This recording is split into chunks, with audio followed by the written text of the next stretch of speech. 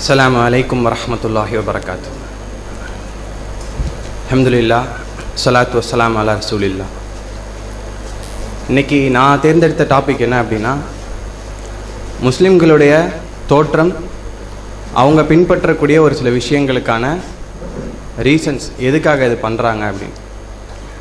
பொதுவாகவே முஸ்லீம்கள் பின்பற்றக்கூடிய எல்லா விஷயங்களுமே முஹம்மது நபி ஸல்லல்லாஹு அலைஹி வஸல்லம் சொல்ல தந்த வழிகள் தான். அது ஏன் எதுன்னு காரணம் எதுவும் கேட்டது கிடையாது. ரசூலுல்லாஹ் சொன்னாங்க, அதனால செஞ்சோம். இஸ்லாத்தை ஏற்றனா நிறையா எனக்கு பின்னாடி நிறையா கிரிட்டிசிசம் வந்தது, நீ இப்படி ஆயிட்டேன்னு சொல்லி. ஸோ எனக்கு தெரிஞ்ச ஒரு சில விஷயங்களை எடுத்து சொல்கிறதுக்காக வந்திருக்கேன். முஸ்லீம்கள் ஏன் இந்தந்த விஷயங்கள் இப்படி பண்ணுறாங்க அப்படின்றதுக்காக. மொதல் விஷயம், வைக்கக்கூடிய தாடி. இதுக்கு முன்னாடி இறுதி தூதரான முஹம்மது நபி ஸல்லல்லாஹு அலைஹி வஸல்லம், அதுக்கு முன்னாடி அந்த பல தூதர்கள், இறைவனுடைய அடியார்கள் எல்லாருமே தாடி வச்சுருந்தாங்க. அதற்கு பின்னாடி நிறையா அறிவியல்கள் இருக்குது, அறிவியல் பூர்வமான விஷயங்கள்லாம் இருக்குது. அதில் மொதல் விஷயம்னா பேசல் செல் கார்சினோமா, அதாவது தொண்டை பகுதியில் வரக்கூடிய ஆண்களுக்கு அதிகமாக வரக்கூடிய கேன்சரை 95% தாடி தவிர்க்கும்னு சொல்கிறாங்க. அப்புறம் 90% நம்ம முகத்தில் போகக்கூடிய பாக்டீரியாஸை தடுக்கும். எது? தாடி இருக்கனால. ஷேவ் பண்ணுறதுனால நம்ம முகத்தில் இருக்க ஒவ்வொரு போர்ஸும் ஓப்பன் ஆகும், அது மூலம் பாக்டீரியாஸ் உள்ளே போகும்னு சொல்கிறாங்க. நம்ம முகத்தில் இருக்க நேச்சுரல் மாய்ஸ்சர், அந்த ஈரத்தன்மையும் ஷேவ் பண்ணுறதுனால மலிஞ்சிடும்னு சொல்கிறாங்க. ஆண் சிங்கத்துக்கு இருக்கிறது போல், ஆண் மயிலுக்கு தோகை இருக்கிறது போல் ஆண்களுக்கு தாடி. அப்போ முஸ்லீம்கள் அணியக்கூடிய தொப்பி, ஏன் தொப்பி அணிகிறாங்க? இறுதி நபியான இறைத்தூதர் ஸல்லல்லாஹு அலைஹி வஸல்லம் எப்போவுமே தன்னுடைய தலையை மறைத்தவராக தான் இருப்பார். அதிகமாக தன்னுடைய தலையை மறைத்திருந்தார். அது மட்டும் இல்லை, அவர் வாழ்ந்த பகுதி எப்படி அப்படின்னா பாலைவனம், சவுதி அரேபியா. அந்த இடத்துல எப்படி இருக்கும்னா அதிகமாக வெயில் அடிக்கும், தூசிகளும் அதிகமாக இருக்கும். அப்போ தலைமுடியை இது பண்ணுறதுக்காக அவங்க டர்பன் மாதிரி ஒரு சில விஷயங்கள்லாம் கட்டியிருந்தாங்க, தலைகளை அதிகமாக மறைச்சிருந்தாங்க. அப்போ முஸ்லீம்கள் அணியக்கூடிய தொப்பி, அதுவும் இப்போ துருக்கி ஃபேஷன்லேருந்து தான் வந்தது. நமக்கு அணியக்கூடிய வெள்ளை கலர் தொப்பி எல்லாமே துருக்கி ஃபேஷன்லேருந்து வந்தது. நான் இஸ்லாத்தை ஏற்றதுக்கப்புறம் எனக்கு துலுக்கன்ற பேர்லாம் சொல்லுவாங்க. அது என் ஃப்ரெண்ட்ஸ் சரி, என் ரிலேஷன்ஸு, என்னை சுற்றி இருக்க நிறைய பேர் இப்படி ஆகிட்டே அந்த மாதிரி துலுக்கன்ற வார்த்தையை சொல்லுவாங்க. அதுக்கான அர்த்தம் என்ன அப்படின்னா, துருக்கி நாட்டிலேருந்து இங்கே பிஸ்னஸ் பண்ண ஒரு சில முஸ்லீம் மக்களை துலுக்கன்னு சொல்லுவாங்க. எல்லா முஸ்லீமுக்கும் அந்த பேர் கொடுக்கறது சரியானது கிடையாது. பேண்ட், கீழே அணியக்கூடிய ஆடை, அதாவது கணிக்காலுக்கு மேலே அணியிறாங்க. ஏன்? இதில் கர்வமும் பெருமையும் வந்துடக்கூடாதுன்றதுக்காக இறைத்தூதர் ஆடையை கணிக்காலுக்கு மேலே அணிய சொல்லியிருக்காங்க. அந்த காலத்தில் இருந்த ராஜாக்கள், ராணி அந்த மாதிரி என்ன பண்ணுவாங்கன்னா, தங்களுடைய ஆடையை நடக்கும்போதே பின்னாடி தரையில் தேய்ச்ச மாதிரி நடப்பாங்க. அது மட்டும் இல்லை, நம்ம ஆடையை காலு கீழே அணிகிறனால என்ன ஆகும்னா, நம்ம நடக்கிற இடத்துல போகிற இடத்துல வரக்கூடிய தூசி கிருமிகள் எல்லாமே நம்ம தொழுக போகிற இடத்துக்கும் நம்ம வீட்டுக்கும் நம்மளே இழுத்துட்டு வரக்கூடியவங்களாயிடுவோம். தங்கம் ஆண்களுக்கு தவிர்க்கப்படக்கூடிய விஷயம், பெண்களுக்கு தேவை.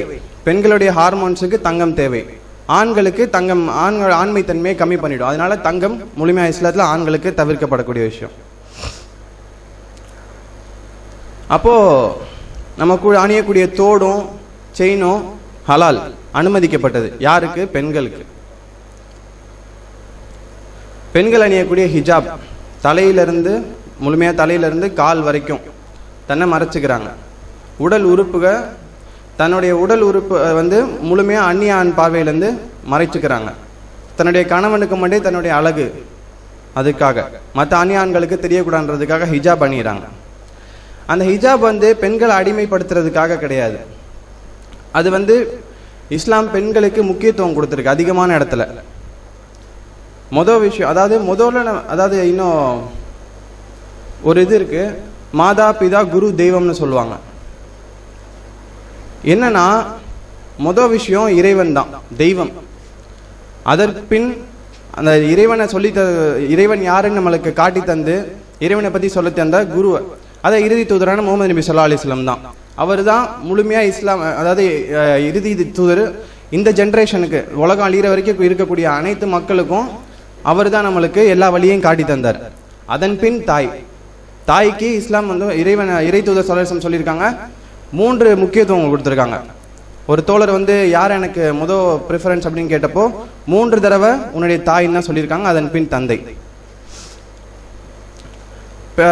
தாயை பார்த்து சீன் கூட ஒரு வார்த்தை திட்டிடாதீங்க அப்படின்னு இறைவன் சொல்லியிருக்கான். சீன் கூட சொல்லிடாதீங்க, இருக்கிறதுல ரொம்ப சாதாரண விஷயம், சாதாரண வார்த்தை அது. உங்கள் தாயை பார்த்து சீனு கூட சொல்லிடாதீங்க அப்படின்னு சொல்லியிருக்காங்க. இறைவன் சொன்னால் நபிகள் நாயகம் ஸல்லல்லாஹு அலைஹி வஸல்லம் வந்து குடும்பவியலில் நிறைய விஷயங்கள் எடுத்து சொல்லியிருக்காங்க. உங்களுடைய மனைவியை வந்து திட்டாதீங்க, பொது இடத்துல அறையாதீங்க, நீங்கள் உணவுன்னா அவங்களையும் சரிசமாக உட்காந்து உணவு வைங்க, நீங்கள் புது ஆடை உடுத்தும் போது அவங்களுக்கும் புது ஆடை வாங்கி கொடுங்க, ஈக்குவலாக நடத்துங்க அப்படின்னு சொல்லி பெண்களுக்கு முக்கியத்துவம் கொடுத்துருக்கு.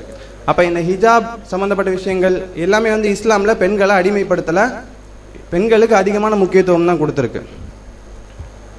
அப்புறம் இஸ்லாமியர்கள் வழிபடக்கூடிய, அதாவது இப்போ எப்போவுமே ரெகுலர் செய்யக்கூடிய ஒரு சில விஷயங்கள், பார்த்தோன்னே சலாம் சொல்கிறாங்க, கை கொடுப்பாங்க, கட்டி பிடிப்பாங்க. கை கொடுக்கறது என்ன அப்படின்னா நம்மளுக்குள்ள இருக்க ஈக்குவாலிட்டி, நான் உயர்ந்தவன் நீ தாழ்ந்தவன்றது கிடையாது, நம்ம எல்லாருமே சகோதரர்கள் தான், சரிசமானவங்க தான் அப்படின்றத சொல்கிறதுக்காக பார்க்கும்போதும் சாந்தியும் சமாதானமும் இறைவனின் சாந்தியும் சமாதானம் உண்டாகட்டும் சொல்லி கை கொடுக்கறது. தண்ணி குடிக்கிறது உட்கார்ந்து குடிப்பாங்க, சிப் பண்ணி தான் குடிப்பாங்க, எச்ச பண்ணி தான் குடிக்கிறது. ஏன் அப்படின்னா முஸ்லீம்கள் ஒரு நாளைக்கு 5 வேளை தொழுகிறோம். 5 வேளை தொழுகிறதுக்கு முன்னாடியும் ஒதுன்னு சொல்லி ஒரு சின்ன ப்ராசஸ் இருக்குது. தண்ணியை வச்சு நம்ம தலை, முகங்கள், காது, கை, கால்கள், வாய், மூக்கு இது எல்லாத்தையுமே சுத்தம் பண்ணக்கூடிய ஒரு சுத்திகரிக்கக்கூடிய ஒரு இது இருக்குது. அப்போது வாயிலேருந்து வாய் நோய் பரவாது. ஏன்னா எப்போவுமே சுத்தத்துக்கு முக்கியத்துவம் கொடுக்கறது. மெஸ்வாக் யூஸ் பண்ணுவோம், வேரை வச்சு பல்லு தேய்க்கிறது. அப்போது தண்ணியை உட்காந்து சிப் பண்ணி குடிக்கிறதுனால வாய் மூலமாக எந்த ஒரு நோயும் பரவாதுன்றதை முழுமையாக நம்புறது. உட்காந்து குடிக்கிறது, நின்றுட்டு குடிக்கும்போது தண்ணியை தூக்கி குடிக்கும் போது காற்று அதிகமாக நம்ம வயிற்றுக்குள்ளே போயிடும்.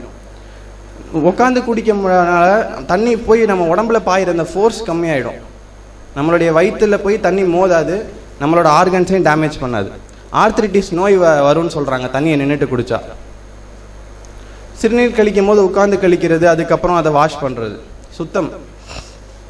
4 பேர் வெளியே போனால் நின்றுட்டு ஒரு இடத்துல சிறுநீர் கழிக்கிறாங்க, ஒரு முஸ்லீம் தனியாக ஒரு இடத்த தேடி ஒரு டாய்லெட்டுக்குள்ளே போய் தான் முஸ்லீம் ஒருத்தர் சிறுநீர் கழிப்பான், சுத்தம் பண்ணுவான். ஒவ்வொரு தடவை சிறுநீர் கழித்தாலும் அதை சுத்திகரிக்கிறாங்க.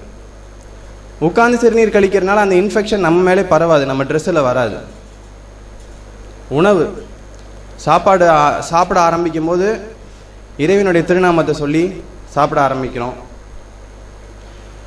லெஃப்ட் ஹேண்டை மேக்ஸிமம் கம்மி பண்ணிடு. எல்லாமே எதுக்கு மெஜாரிட்டி ரைட் ஹேண்ட் மட்டும்தான். லெஃப்ட் ஹேண்ட் எதுக்கு யூஸ் பண்ணணுமோ அதை மட்டும் யூஸ் பண்ணுறது. ஸோ லெஃப்ட் ஹேண்டுக்கான இதை கம்மி பண்ணிடுறது. சாப்பிட்டு முடித்ததுக்கப்புறம் கையை முழுமையாக சப்புவாங்க, அதாவது இந்த இடத்துல இந்த வரைக்கும் சாப்பிட்ட விரல்களை முழுமையாக சப்பிக்கிறது. இது எதுக்காக அப்படின்னா இன்னைக்கு அறிவியல் என்ன சொல்லுதுன்னா, இந்த கையில் வந்து நம்ம டைஜஷன் கிளான்ஸ் இருக்குன்னு சொல்கிறாங்க. நம்ம சாப்பிட்டதுக்கப்புறம் இது சாப்பிட்றதுனால நம்மளுக்கு ஒரு டைஜஷனுக்கு இது உதவும். ஆனால் உள்ளங்கையில் அதுக்கு உதவாது, நம்ம உடம்புக்கு தேவையான ஃபேட்டி கிளான்ஸ் தான் இருக்குன்னு சொல்கிறாங்க. இப்போ சாப்பிட்டதுக்கப்புறம் கை சாப்பிட்றது.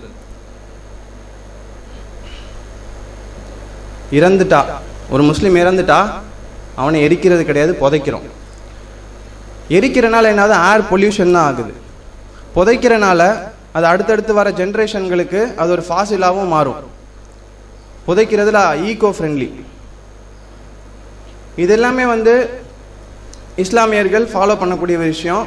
ஆனால் மக்கள் இடையில இதுக்கு தவறான விஷயங்கள் தவறாக தான் காட்டப்படுது. இவன் இப்படி செய்கிறான், அவன் இப்படி தான் இருப்பான், இப்படி தான். எனக்கு தெரிஞ்ச ஒரு சில விஷயங்களை தான் நான் எடுத்து சொல்லியிருக்கேன், எதனால் இதில் அப்படி பண்ணுறோம் அப்படின்னு. இறை தூதர் சொல்லிட்டாங்க, அதனால் நம்ம இதை முழுமையாக செய்கிறோம், கடைப்பிடிக்கிறோம். முஸ்லீம்களுக்கு இது இறை தூதர் சொல்லக்கூடிய விஷயங்கள். ஹுஸ்னுத்வன், அதாவது பிறர் மீது நல்லெண்ணம் கொள்ளுதல். நம்ம மக்கள்கிட்ட எப்படி நடந்துக்கிறோமோ இறைவன் நம்மகிட்ட அப்படி நடந்துக்குவான். இறைவன் நம்மகிட்ட எப்படி நடந்துக்கணும்னு ஆசைப்படுறோமோ நம்ம மக்கள்கிட்ட அப்படி இருக்கணும். இறைவனுடைய உதவி வரணும்னா நம்ம மக்கள் ஒருத்தர் தாயத்து அணிகிறாரு, தகடுகள் கட்டுறாருன்னா எடுத்தோடனே போய் நம்ம அதை திட்ட தான் செய்கிறோம். அதுக்கு அதன் பின்னாடி அதில் என்ன இருக்குன்றத முழுமையாக சொல்ல மாட்டோம். அதுக்கு சக்தி இல்லை, படைச்ச ஒரு இறைவனுக்கு மட்டும்தான் எல்லா சக்தியும் இருக்குது அப்படின்றத நம்ம பார்க்க எடுத்தோடனே கத்திரிக்கோல் எடுத்துகிட்டு போய் கட் பண்ண தான் செய்கிறோம். ஆனால் அது ஏன்றதை அவனுக்கு புரிய வச்சா அவன் 4 பேருக்கு சொல்லுவான். தாயத்தை அணிகிறது, கயிறு கட்டுறது, இது எதுவுமே வந்து சக்தி கிடையாது. இது குரான் வசனத்தை எழுதி கழுத்தில் போடுறனாலே இதுக்கு எந்த ஒரு சக்தியும் கிடையாது. படைச்ச இறைவன் லா ஹவ்ல வலா குவத்த இல்லா பில்லா, படைச்ச ஒரு இறைவனுக்கு மட்டும்தான் நம்ம மேலே இருக்கக்கூடிய நன்மையும் தீமையும் இருக்க ஆற்றல் இருக்கு. அல்ஹம்துலில்லாஹ். இது ஏன் எடுத்து சொன்னேன்னா, முஸ்லீம்களுக்கு பின்னாடி பேச்சுகள் இவ்வளோ இருக்குது. நிறையா இன்னும் நான் சொல்லக்கூடிய விஷயங்கள் நிறையா இருக்குது. இப்படி தான் இருப்பாங்க, இப்படிலாம் பண்ணுறாங்க அப்படின்னு சொல்லி. ஆனால் எனக்கு தெரிஞ்ச ஒரு சில ரீசன்ஸை ஷேர் பண்ணேன். அல்ஹம்துலில்லாஹ். ஜஸாக்கல்லாஹ் ஹைரா. அஸ்ஸலாமு அலைக்கும் வரஹ்மத்துல்லாஹி வபரகாத்துஹு.